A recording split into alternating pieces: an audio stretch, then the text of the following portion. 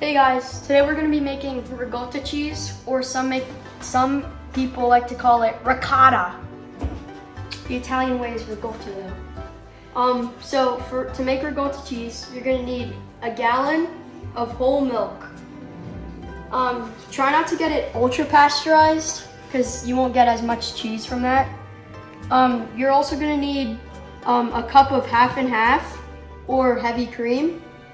You're gonna need juice from 1 lemon for this recipe, and depending on your taste, a teaspoon of salt, give or take. So now we're gonna pour our whole milk into a pot, and you're gonna want to pour right now the whole milk and the half and half.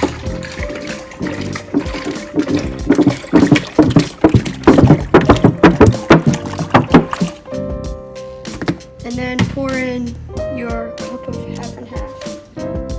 And then give it a stir. And you're gonna wanna boil this until it's gonna get higher, and you're gonna wanna stir that and then turn it down. And once it's boiled, you're gonna want to just turn down the heat and continue stirring until then.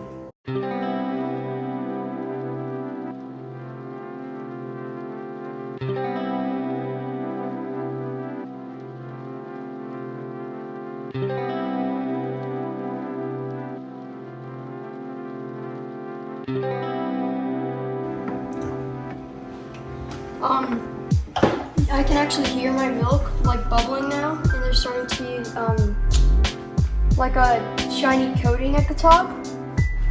So that's how you know it's almost there.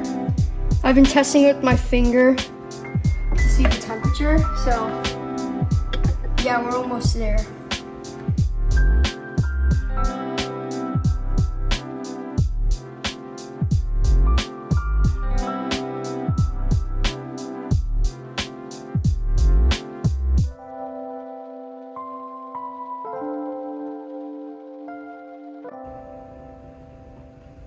Okay, it's starting to boil here.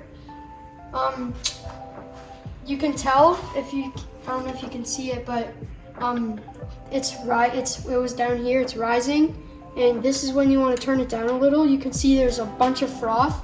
Continue to stir it, turn it down. Don't want it to overflow, that's for sure.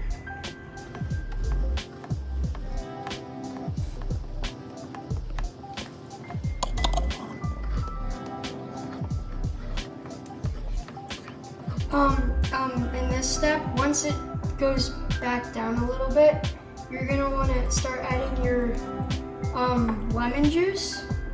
That's gonna create the curd, funny word, and that's gonna be your cheese. So you're gonna add in the lemon juice, and that immediately, I don't know if you can see, but look, there's no more froth as soon as I added that. And this is also where you're gonna wanna add your salt, little by little. And you can start to see the curd forming.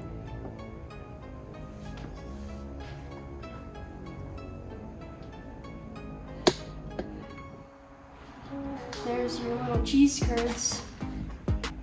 And this step you're gonna wanna continue to keep stirring, or else the curd won't form and you're not gonna get your cheese.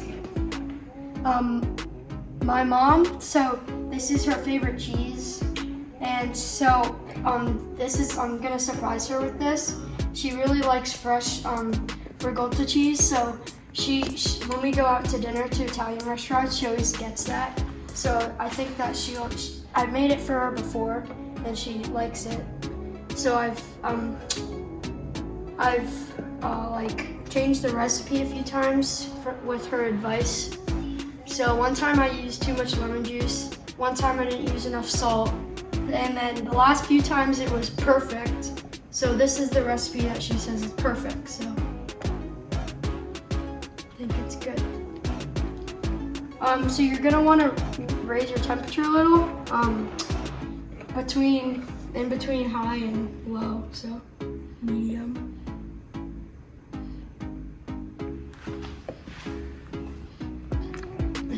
need a little more lemon juice, I think.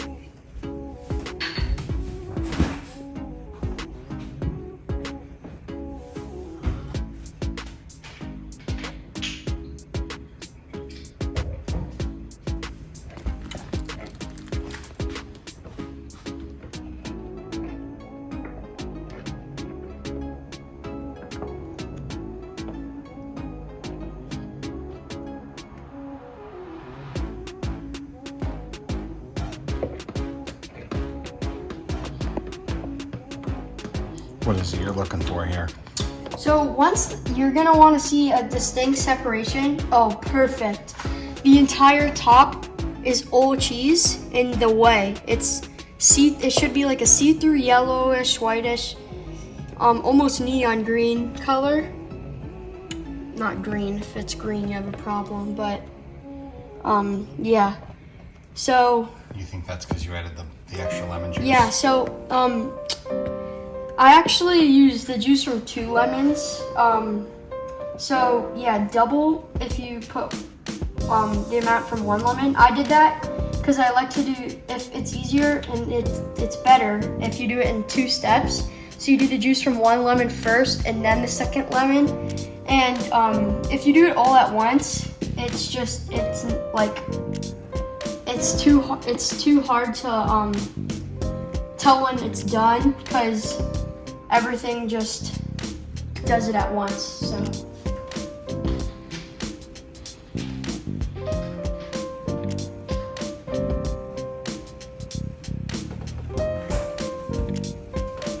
So right now you should be done. So you want to kill the burner, and if you didn't add enough salt or if you want to add any other seasonings, after you strain it, that's when you're gonna want to start doing that. So, and this is the stuff left behind besides the actual ricotta cheese. This white whey, that's what you can use in breads and other stuff like that. If you don't have...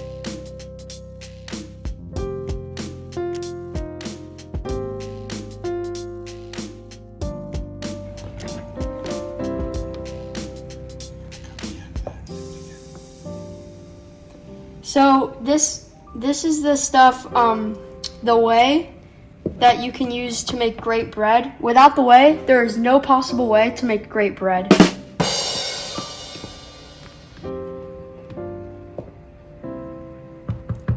Okay, I think we're done. So I'm gonna take it off the burner and just let it rest a little bit.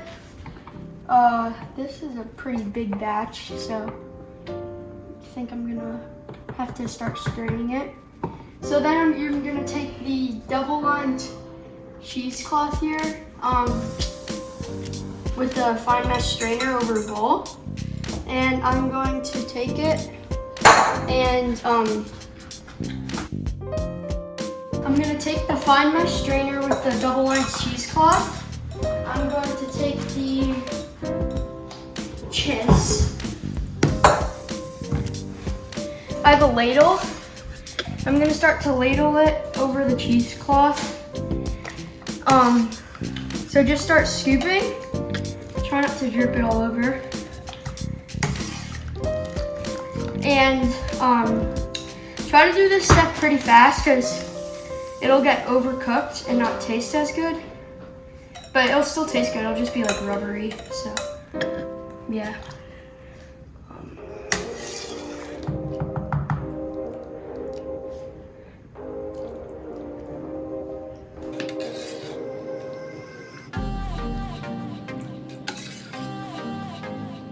This batch you should get about 2 to 3 cups of cheese depending on what milk you used and how much cream.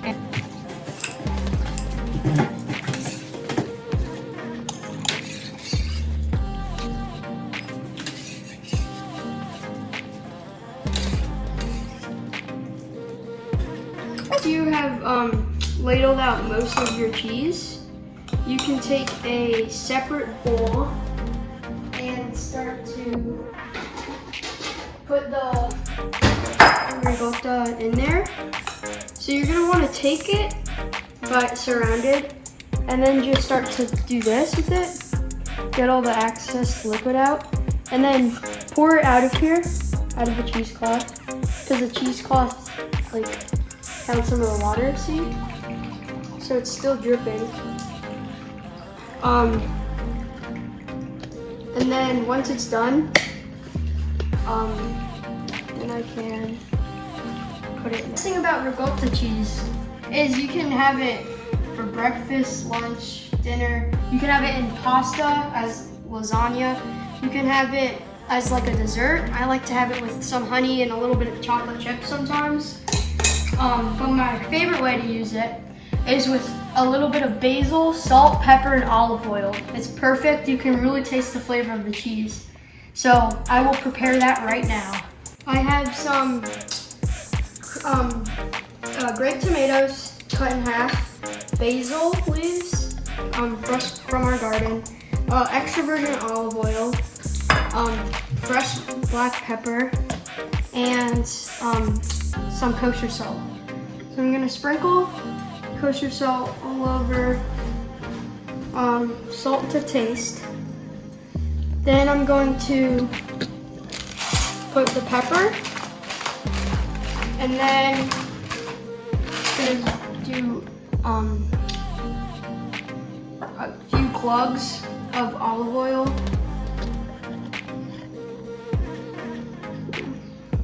Need some healthy gloves. Then I'm gonna take and arrange your tomatoes.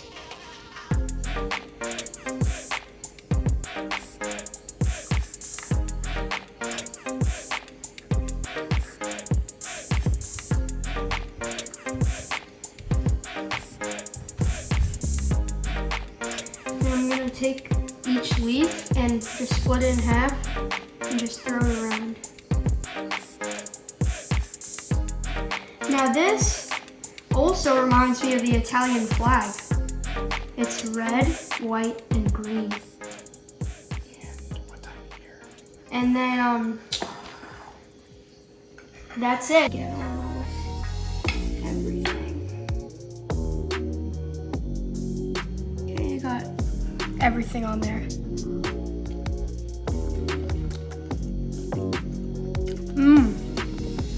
I really like this dish warm. It's very, I don't know, like the flavor sticks out more. The tomato, there's a nice like crisp and sweetness to it. And then the basil just has like an earthiness that just brings out the flavor of everything else.